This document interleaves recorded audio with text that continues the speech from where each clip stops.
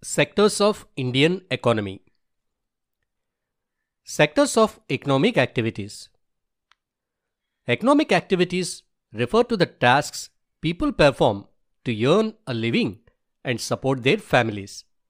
These activities are classified into three major sectors based on the type of work and resources used. 1. Primary sector. This sector involves the extraction and use of natural resources directly. It forms the base for other sectors because raw materials come from here. For example, farming, fishing, mining, etc. Farming involves growing crops like rice and wheat. Fishing involves catching fish from rivers and oceans. Mining involves extracting coal, gold, and other minerals from the earth. 2. Secondary sector. This sector converts raw materials from the primary sector into finished goods. It focuses on manufacturing and construction activities. For example, factories make clothes from cotton, cars from steel, and sugar from sugarcane. Construction activities like building houses, roads, and bridges also belong to this secondary sector. 3. Tertiary sector. Tertiary sector, also called the service sector. It provides services that support the primary and secondary sectors and directly serves people. Example: teachers educate children, doctors treat patients, and shopkeepers sell goods. Other examples of tertiary sector includes transport, banking, IT services, and entertainment industries like cinema and tourism. Comparing the three sectors. The importance of each sector varies based on the country's level of development. In developing countries, most people work in primary sector, that is, farming. In developed countries, the tertiary sector becomes the largest because services like IT, banking, and healthcare are advanced. In India, while a large number of people are employed in the primary sector, its contribution to the country's GDP is lower compared to the tertiary sector. Primary, secondary, and tertiary sectors in India. Primary sector. Most Indians are engaged in farming and related activities like fishing, forestry, and animal husbandry. However, this sector depends heavily on the monsoon, that is rainfall, and traditional methods, which often lead to low productivity. For example, a farmer growing wheat may not earn much if there is a drought, means low rainfall. Secondary sector. With industrial growth, jobs in factories have increased.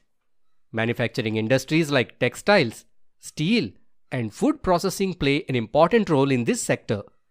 For example, factories making biscuits, cloths, and cement. Tertiary sector. This is the fastest growing sector in India. Services like IT, banking, education, healthcare, and tourism are expanding and contributing significantly to India's economy. Example: Bengaluru is known as India's IT hub, and Kerala attracts tourists for its beautiful backwaters. Division of sectors as organized and unorganized. Economic activities can also be classified based on the way they are structured. Organized sector. Jobs in this sector are regular and follow rules and regulations. Workers get benefits like fixed salaries, pensions, paid leave, and health insurance. For example, government offices, large factories, banks, and schools. Unorganized sector. Jobs here are informal, irregular, and often lack basic facilities. Workers do not get benefits like pensions or health insurance and may face exploitation. For example, street vendors, small shop workers, and daily wage laborers. Many people in rural areas and small towns work in the unorganized sector. How to protect workers in the unorganized sector. Workers in the unorganized sector face several challenges, including low wages, no job security, and poor working conditions. Now let us see the steps to improve their conditions. Providing affordable health and educational facilities to the people who are working in unorganized sector. Implementing minimum wage laws to ensure fair pay. And offering government schemes like insurance and housing programs to them. Sectors in terms of ownership, public and private. Economic activities can also be classified based on ownership. Public sector and private sector. Public sector. Public sector is owned and operated by the government. Its main aim is to provide services to people and not to make profits. For example, Indian Railways, government schools, and hospitals. The government ensures that even poor people can access essential services by keeping their prices low. Private sector. Private sector is owned by individuals or companies. Their main goal is to earn profits. Example, private colleges, hospitals, and companies like Infosys and Reliance.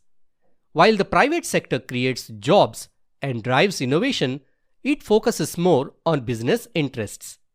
Why both the sectors are important? Public sector provides infrastructure and essential services like transport and healthcare. Private sector contributes to economic growth and generates wealth and employment.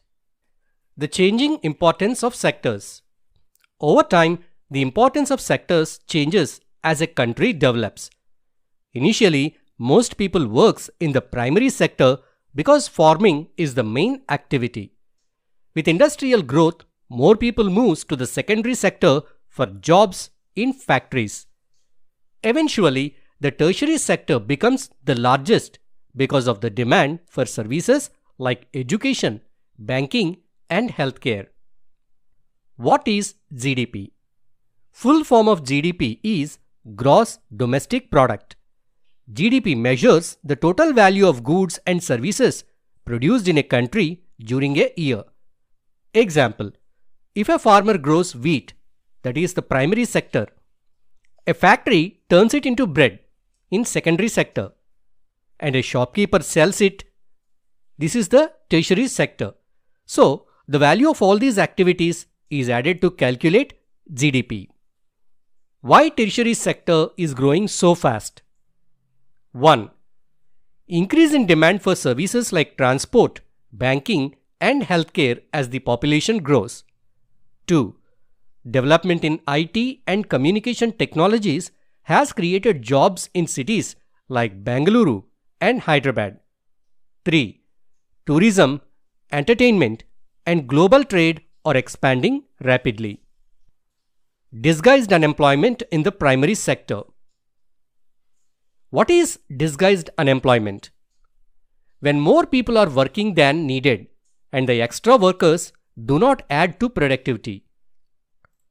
For example, if a farming family of 10 works on a small plot of land, but the work can be done by 4, the remaining 6 people are disguised unemployed. How to reduce it? It can be reduced by providing alternative jobs in the secondary and tertiary sectors, by offering skill development programs for rural workers. How to create more employment? India needs more jobs to reduce unemployment. Some steps to reduce unemployment include improving farming. This can be done by building irrigation systems and providing fertilizers and seeds to farmers. 2. Promoting industries. This can be done by setting up small-scale industries in rural areas to process the farm products. 3. Developing tourism. This can be done by promoting cultural and ecotourism to create jobs in villages and in towns. 4. Expanding services. This can be done by increasing investments in education, healthcare, and transport to create more jobs.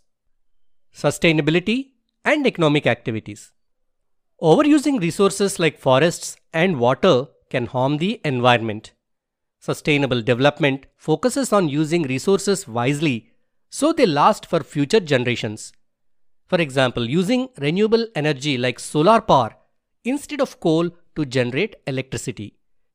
So students, this chapter explains how the economy works through different sectors and the challenges faced by the workers and the need for sustainable development.